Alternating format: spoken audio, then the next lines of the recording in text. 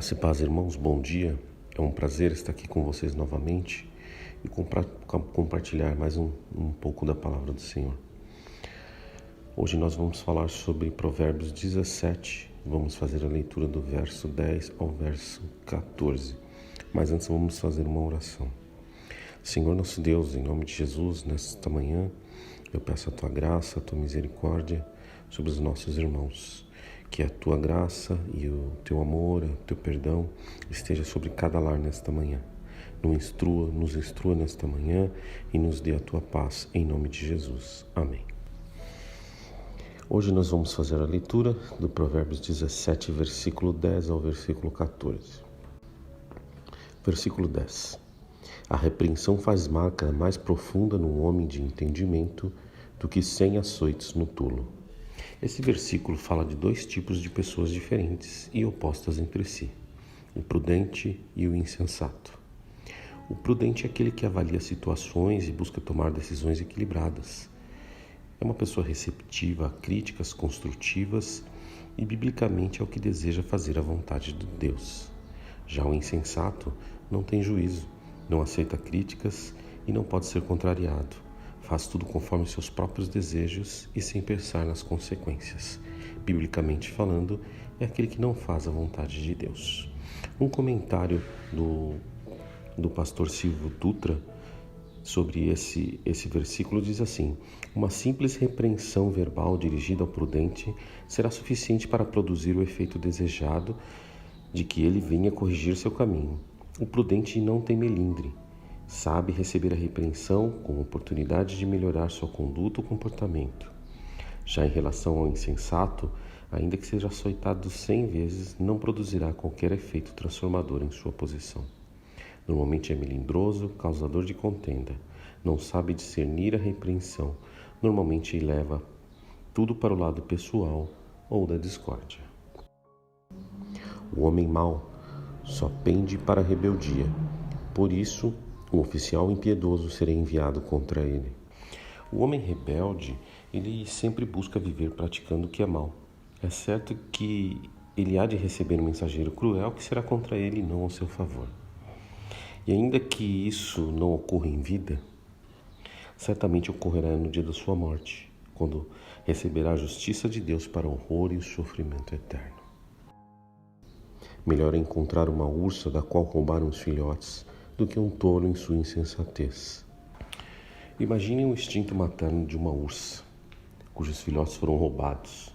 O instinto dela é devastador. Ela fica extremamente furiosa e não poupará sua ira contra os autores, os quais terão que enfrentar toda a sua fúria e violência. Ursos irritados são estupidamente brutos e maus, mas os tolos e profanos são muito piores, segundo o provérbio. É nosso dever identificá-los e tomar cuidado para evitá-los. Existem 8 espécies de urso no mundo. Eu estive fazendo uma pesquisa e descobri que o urso panda foi recentemente considerado comum da família dos ursos, que ele não era considerado. Então hoje são 8 espécies no mundo. Só na América do Norte existem 3 tipos de ursos: o urso grisalho, o urso do Alasca e o Kodiak. Um macho da espécie Kodiak chega a pesar 700 quilos. Se ele ficar em pé, se apoiando pelas pernas traseiras, ele pode chegar a 3 metros de altura. Se você tentar correr dele, ele consegue atingir a velocidade de 56 km por hora, ou seja, ele te alcança com facilidade. Se você erguer uma cerca para se proteger, a gente deve se lembrar que ele é capaz de romper um parafuso de 12 milímetros só com a mordida dele. Ou seja, não tem como fugir de um urso furioso. A gente sabe onde o urso vive e qual é a aparência dele.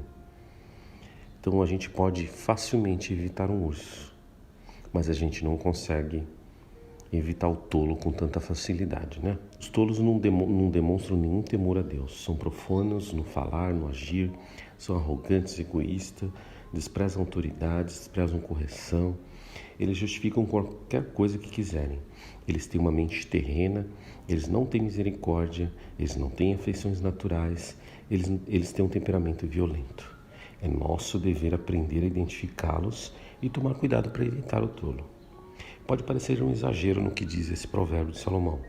segundo o qual seria melhor encontrar uma ursa em tal condição, ou seja, furiosa, do que um insensato em sua astúcia, porque ele é menos racional do que o urso. O que parece indicar é que seria mais fácil se livrar e fugir da ursa do que do insensato, especialmente quando se trata de alguém que seja nosso conhecido, se torna mais difícil identificá-lo. Quem retribui o bem com o mal jamais deixará de ter mal no seu lar. São várias e insistentes passagens bíblicas que somos ordenados a não nos vingarmos a nós mesmos, a não retribuirmos o mal pelo mal, a injúria por injúria, porque mesmo nesses casos nos tornamos susceptíveis a sermos também julgados por Deus. Esse provérbio apresenta uma condição ainda mais grave, pois não fala em se retribuir mal por mal, senão mal por bem. A punição por esse tipo de ação é terrível, pois se afirma que o mal não se apartará da casa daquele que assim proceder. Nós temos um exemplo bem prático disso nas Escrituras, na família do próprio Salomão. Porque tendo Davi recebido o bem de Urias, que o servindo fielmente nas fileiras de seu exército, que se encontrava em batalha, retribuiu o seu bem, pagando-lhe com o mal, de um assassinato e um adultério. Por isso, Davi recebeu a sentença profética do Senhor contra ele, que o mal jamais se apartaria de sua casa. Alguns de seus próprios filhos se mataram mutuamente, e o próprio Salomão teve que executar Adonias, seu irmão, por tentativa de usurpar-lhe o trono. Parece que tudo isso não teria ocorrido na casa de Davi se ele não tivesse praticado aquele mal horrendo. Ele foi perdoado, mas teve que conviver, tanto ele quanto os filhos, com essas sequelas que eram resultantes do juízo de Deus que viera sobre a sua casa. Finalizando no versículo 14, começar uma discussão é como abrir uma brecha num dique. Por isso, resolva a questão antes que surja contenda. O começo de uma briga é como a primeira rachadura numa represa. É bom parar antes que a coisa piore. Você já percebeu o quanto, na maioria das vezes, são coisas pequenas e simples que elegemos para estragar nosso dia, nosso relacionamento, nosso humor? Às vezes nos prestamos ao papel ridículo de iniciarmos uma discussão por conta de bobagem, de coisas que há possibilidades de serem resolvidas sem muito alarde ou com facilidade. Mas preferimos viver sobre a teoria da conspiração, achando que o mundo conspira contra nós. Somos vítimas de todo mundo. Ainda que isso seja quase natural por conta da limitação de nossa própria humanidade, que é carente, limitada e gosta de chamar a atenção para si, há um determinado momento que temos que ficar atento àquilo que estamos causando, com essa nossa necessidade de querer colocar tudo em pratos limpos. Às vezes, essa sede por justiça nos faz criar situações muito constrangedoras do que de fato resolver o problema. No ambiente do lar isso é muito comum. Como a gente se prende a bobagens, coisas insignificantes, e assim criamos um clima ruim, desnecessário, que não agrega nada a nós nem ao nosso lar. Às vezes, por conta de uma toalha molhada em cima da cama ou um calçado colocado no lugar errado, cria-se um verdadeiro circo de horrores dentro de casa. Aquilo que era tão simples de ser resolvido torna-se um alimentador de mágoas que vai marcar as vidas e as emoções de todos, inclusive das crianças, que não sabem como lidar com tais chiliques dos pais. Não quero dizer que os pais estão errados por ficarem bravos com o relaxo dos filhos ou os cônjuges ficarem bravos com o relaxo. Os pais devem chamar a atenção dos relaxados, dos desleixados e, entretanto, de maneira sábia, sem escândalo, sem necessidade de se decretar uma guerra contra coisas tão pequenas. Será que compensa a ofensa e o descontrole, a intriga, em função de coisas e situações que, havendo diálogo, pode ser resolvida de maneira simples e eficiente? Como diz o autor do Provérbios, começar uma discussão é como abrir uma brecha, iniciar algo destrutivo.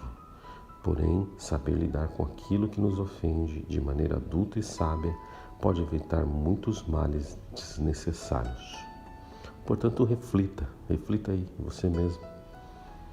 Como você tem se comportado nos ambientes da família, no ambiente de trabalho, no ambiente dos amigos?